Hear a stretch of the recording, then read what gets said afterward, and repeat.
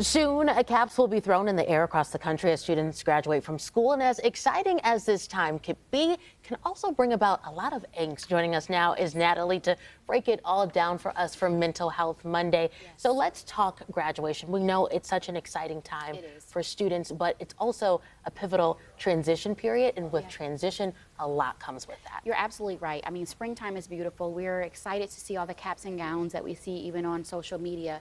But for those that are graduating, particularly the youth, this is a very fearful time. They're doing the transition from adolescence to adulting.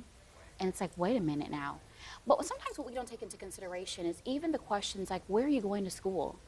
Decision day just passed. And what if I didn't get into the college that I really desired? Yeah. It can bring up and stir up emotions that make me feel a bit inadequate, like I'm not enough, or maybe I'm not smart enough. Is my future going to really be what I crafted it to be? So that can happen. Or what about those who have decided that college may just not be the path that they want to take? Right. And when others ask, they don't really know how to say that without other people going like, really? You're not going to college?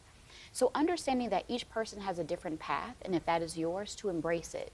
All of these emotions come up extremely heavy around this time, and it can be difficult for those around the ages of 17 and 18 to navigate it. But we don't also talk about those who've graduated maybe from college that are a bit older. Yeah, yeah. Now they have the responsibility of finding jobs within their career.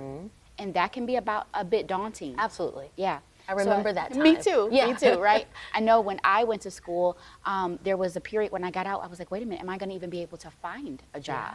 You can be qualified, but are there positions available for you? So there's a lot of emotions going up right now, but I think knowing how to navigate it is really important. Asking ourselves some of these questions. I think sometimes we have the expectations of others. So instead of asking, where am I going to school? Maybe asking the question, who do I want to become? Oh, I love that. Yeah. Yeah. It kind of alters the vision of success.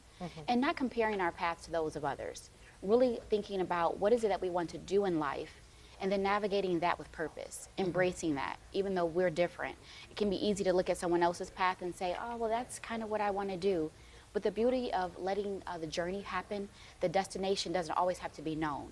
So instead of giving our children and others pressure right now, because there's a lot of internal pressure, I think the key is flipping that word to permission.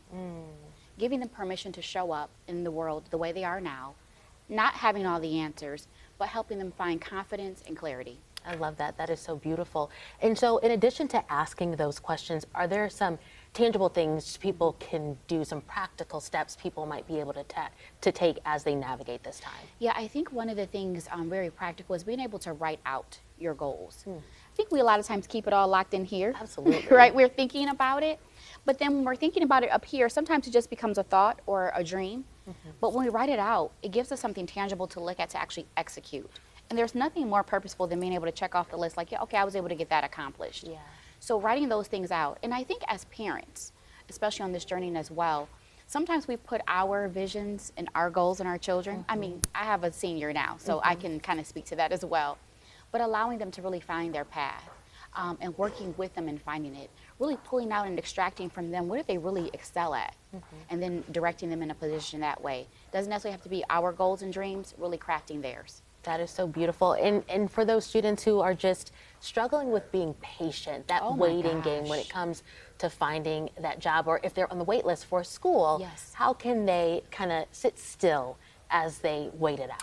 So I like that you had said that. Patience is definitely a virtue, but I think that while you're waiting, this gives you more opportunity to really figure out about you. I always compare it to if you had a piece of art, would you put it on the wall with a push pin? No, you would actually make sure that you had a proper level, all the tools to make it up there beautifully. It's the same thing with us. Aren't we beautiful pieces of art? So we don't just give up on ourselves just because we weren't able to get into something that we wanted to at the time. We craft it, we have the right tools, we make sure that we're actually spending the time to make sure that we're measuring ourselves and calculating appropriately so that when that time does come, we're able to actually get in there, perform well, and be proud of the work. And getting into the right school isn't what they're to be proud of. The fact that you're just graduating right now, Absolutely. right, Is a milestone. Is a milestone. Yeah. Yeah. All right. Natalie, thank you so much for being Absolutely. here.